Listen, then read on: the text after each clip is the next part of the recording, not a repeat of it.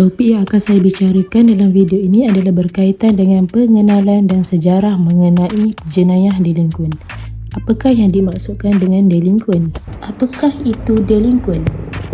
Definisi bagi delinkuen ialah perkataan delinkuen yang berasal daripada bahasa Inggeris iaitu delinquent yang berasal daripada bahasa Latin delinquere yang bererti terabai, mengabai yang kemudian diperluas ertinya menjadi jahat, antisosial, jenayah, pelanggaran aturan, pengacau dan tidak dapat diperbaiki lagi. Menurut Gaffney Awang T. tahun 2003, juvenile delinquent merujuk kepada perbuatan dan aktiviti remaja yang berlawanan dengan norma-norma masyarakat, undang-undang negara dan agama seperti mencuri, merompak, merogol, berzina, menderhaka kepada kedua ibu bapa dan seumpamanya.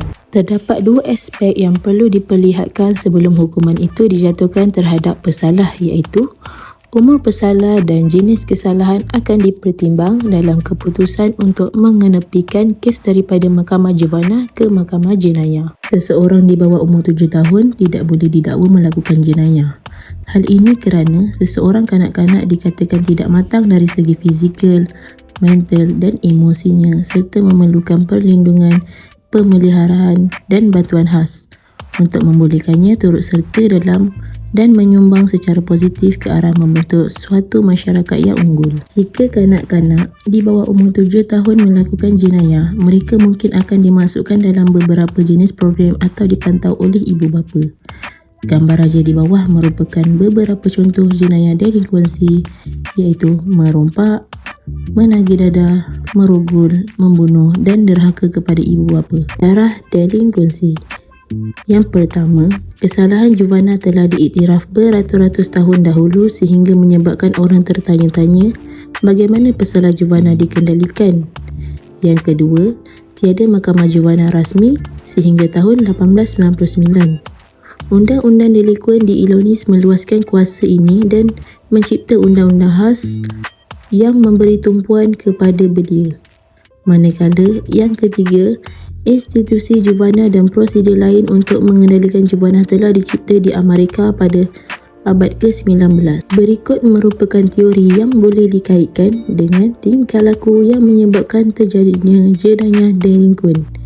Teori yang pertama ialah teori pembelajaran melalui pemerhatian dan peniruan.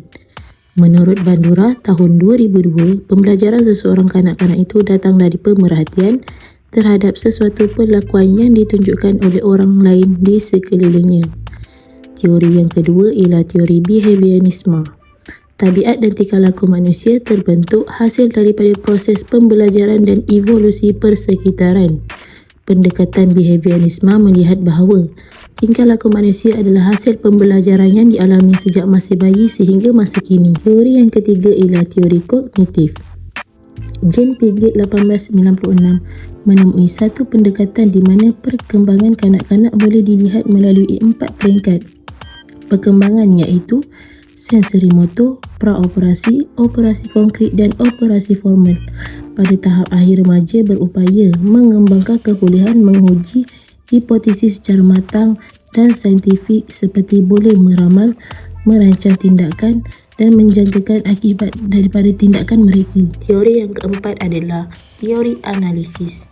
Adler menyatakan tabiat manusia terbentuk hasil daripada skrip hidup yang ditentukan oleh ibu bapa semasa kecil. Seseorang anak akan merakam secara langsung apa sahaja percakapan dan perbuatan yang ditunjukkan oleh ibu bapa. Secara keseluruhannya, dapat saya rumuskan bahawa jenayah delinkuen merupakan sekumpulan remaja yang bertingkah laku melanggar peraturan dan dikenakan tindakan mengikut jenis kesalahan dan umur ketika melakukan sesuatu jenayah.